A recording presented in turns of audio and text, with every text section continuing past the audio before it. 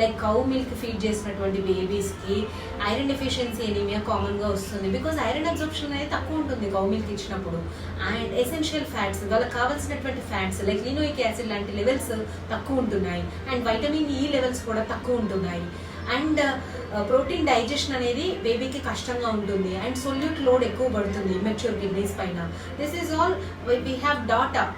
So ఈ రోజుల్లో data ఉన్నప్పుడు, అంతకుముందు పూర్వకాలంలో డేటా లేనప్పుడు మన గ్రాండ్ పేరెంట్స్ పట్టించారు. సో దాన్ని తీసుకోవాల్సిన పని లేదు. So breast milk is suitable for our babies and calf milk is for calf.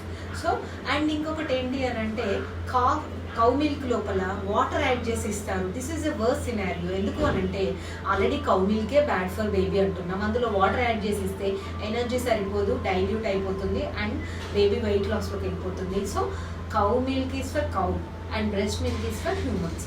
So